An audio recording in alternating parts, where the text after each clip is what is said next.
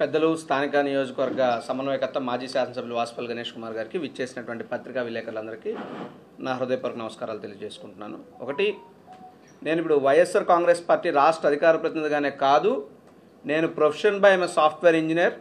ఇదే విశాఖపట్నం మధురవాడ గాయత్రి కాలేజ్లో computer science software engineering చేసినటువంటి వ్యక్తిగా, ఇదే విశాఖపట్నం ఆంధ్ర యూనివర్సిటీలో లా చదివినటువంటి వ్యక్తిగా కూడా, అంటే అటు టెక్నికల్కి సంబంధించి ఇటు న్యాయపరమైనటువంటి అంశాలకు సంబంధించి నేను మేధావిని చెప్పను, కానీ విద్యార్థిగా ఆ స్థాయిలో నాకున్న కొద్దిపాటి అవగాహనతో మీ ద్వారా ప్రజలకు కొన్ని విషయాలు చెప్పాలనుకుంటున్నాం.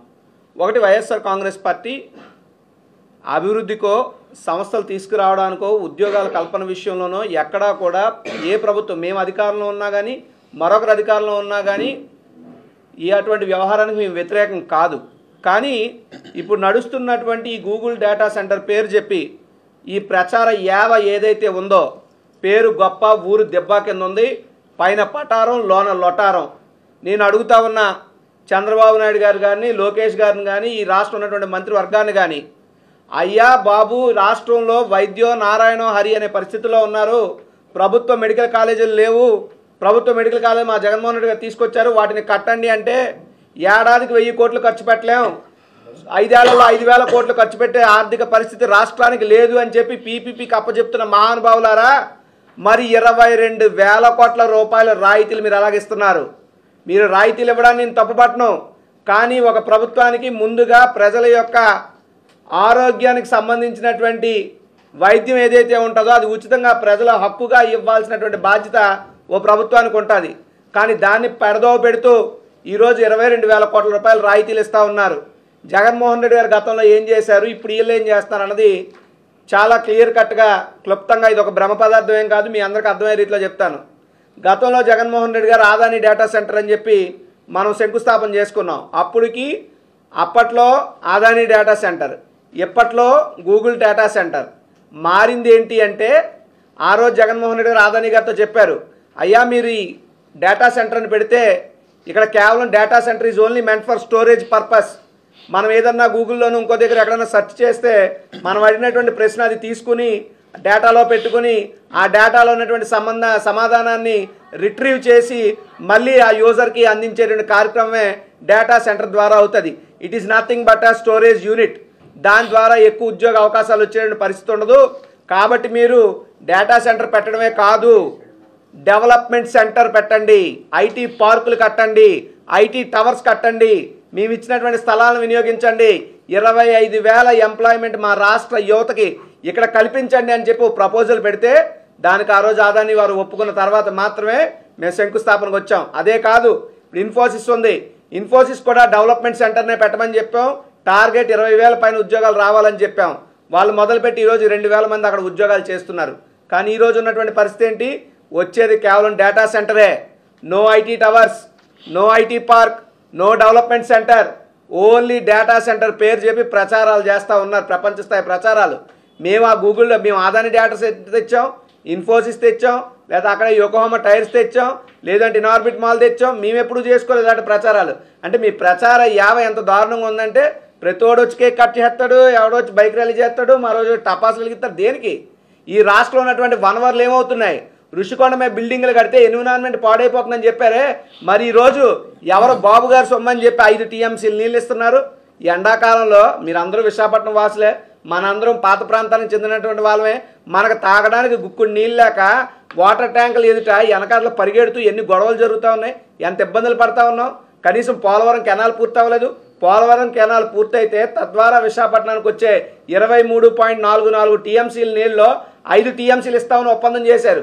ఎక్కడున్నది 5 టీఎంసీల నీరు ఇప్పుడు? అంటే ఆల్రెడీ ఇప్పుడు ప్రాజెక్టులు మొదలైతే మనం వాడేటటువంటి తాగునీరు సాగునీరు కూడా ఆదాన్ని ఆ గూగుల్ డేటా సెంటర్కి ఇచ్చే పరిస్థితి. ఇంకో పక్క కరెంటు కోతలు ఎంత ఎక్కువైపోతున్నాయి. రైతులకు ఉచిత విద్యుత్ ఇవ్వడం చేత కానీ దద్దమ్మ ప్రభుత్వం సాఫ్ట్వేర్ వాళ్ళకి ఇస్తుంది, తప్పులేదు. కానీ దానివల్ల రిజల్ట్ ఏంటి? రైతులకు తాగునీరు సాగునీరు అందించగలుగుతున్నారా? సకాలంలో పడినటువంటి పంటలకు మీరు ధరలు ఇవ్వగలుగుతున్నారా? వాటి ఎవరికి కూడా లేకుండా ఈరోజు ఎవరో వచ్చినటువంటి ఒక టెక్ సంస్థకు మీరు ఇస్తున్నారంటే దాన్ని ఆలోచించమని కోరుతున్నా. మీరు ఇవ్వండి, మేము కాదను, బట్ మీరు దాని తాలూకా రిజల్ట్ ఎంతవరకు వస్తుంది, ఎంత పెట్టుబడి, మీరు ఇస్తున్నటువంటి రాయితీలు ఎంత, వస్తున్నటువంటి ఉద్యోగాలు ఎంత, ప్రభుత్వానికి వస్తున్నటువంటి రెవెన్యూ ఎంత, ఇవన్నీ కూడా చెప్పాల్సినటువంటి బాధ్యత రాష్ట్ర ప్రభుత్వం మీద ఉందా లేదా? ఊరికే డేటా సెంటర్ తెచ్చారు, ఓకే, దానివల్ల రిజల్ట్ ఏంటి అంటే మీ దగ్గర జీరో ఆన్సర్. మా మాజీ మంత్రులు, మా మాజీ శాసనసభ్యులు అడుగుతుంటే గుడ్డు కథలు చెప్తారు. గుడ్డు కథలు, పప్పు కథలు, ఇవన్నీ పాసిపోయిన పచ్చడి కవులు ఇవద్దు, వాస్తవాలు చెప్పండి.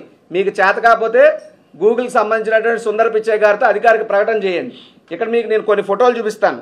గతంలో జగన్మోహన్ రెడ్డి గారు, ఇప్పుడు ఉన్నటువంటి వీరు చేసినటువంటి ఏమో, నేనేమన్నా అబద్ధాలు చెప్తున్నానేమో అని కూడా అనుకోవచ్చు కదా. ఇదే గౌతమ్ అదానీ గారు.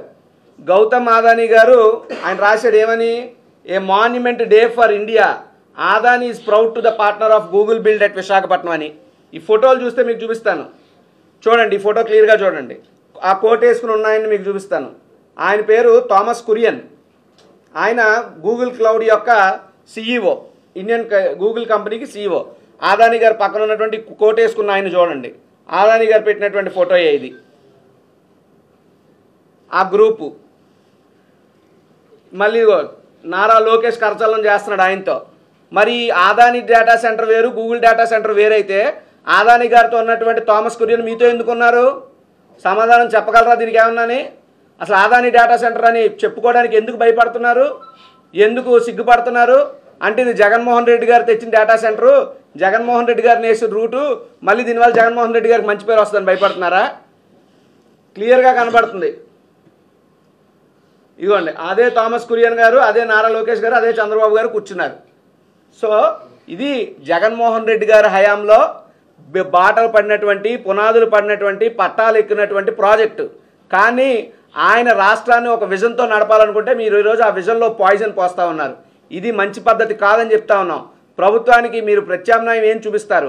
ఇంత రెవెన్యూ లాస్ అవుతున్నాం, ఇంత పవర్ లాస్ అవుతున్నాం, లేదా ఇంత కరెంట్ లాస్ అవుతున్నాం, వాటర్ లాస్ అవుతున్నాం. దీని రిజల్ట్ ఏంటి? ఇంత పోగొట్టుకోవడానికి మేము సిద్ధమే, విశాఖపట్నం సిద్ధమే. కానీ విశాఖపట్నం తిరిగి ఏమొస్తుందంటే శూన్యం. నేను అడుగుతున్నా, ఇందాక పెద్దలు వాజ్పేయి గారు చెప్పారు అక్కడ అమెరికాలో వదులుతారని. అమెరికా సంగతి దాకా కూడా ఆ స్థాయి లోకేష్ గారికి లేదు. కానీ ఢిల్లీ వాళ్ళు వదిలేస్తారు ఎంత పెద్ద ప్రాజెక్ట్ అయితే, గుజరాత్లో నరేంద్ర మోడీ గారు వదిలేస్తారు ఎంత పెద్ద ప్రాజెక్ట్ అయితే, లేదా పక్కన ఉన్నటువంటి రేవంత్ రెడ్డి హైదరాబాద్ వదిలేస్తారు ఎంత పెద్ద ప్రాజెక్ట్ అయితే, లేదా పక్కన ఉన్న కర్ణాటక ఐటీ మంత్రి ఏం మాట్లాడాడు, ఇన్ని కానీ మేము చేస్తే మొత్తం నేను నాశనం చేస్తున్నాను, మా రాష్ట్రంలో మా ప్రజలు తిడతారో, ఆంధ్ర వాళ్ళు ఎలా భరిస్తున్నారో తెలియట్లేదు అంటున్నారు. కాబట్టి ఏమిటంటే ఖచ్చితంగా ఎంప్లాయ్మెంట్ రావాల్సిందే. దాని మీద అధికారికంగా గూగుల్ సంస్థ సుందర్ పిచ్చయ్య గారితో మీకు చేతనైతే, దమ్ముంటే, ఉంటే ప్రచారాలు మానేసి ఆయనతో ఒక ప్రకటన చేయించండి. లోకేష్ గారు విశాఖపట్నం వచ్చినప్పుడు నేను వచ్చి సన్మానం చేస్తా ఆయనకి. కాబట్టి ఏంటంటే కేవలం విశాఖపట్నంలో ఉన్నటువంటి వనరులను వాడుకోవడం తప్పితే ఇంకొకటి కాదు.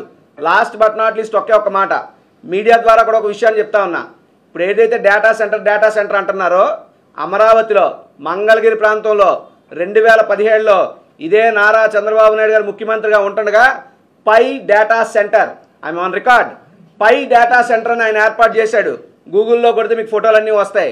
మరి 2017లో పై డేటా సెంటర్ ఏర్పాటు చేసావే, ఈ రోజుకి ఎన్ని ఉద్యోగాలు వచ్చినాయి? ఎక్కడా కంపెనీ నడుస్తుంది? ఏంటి దానివల్ల వస్తున్నటువంటి ప్రతిఫలం? అంటే శూన్యం. అప్పుడు పై డేటా సెంటరు, ఇప్పుడు ఈ డేటా సెంటర్, ఇంతే తప్పితే ఏం ఉండదు.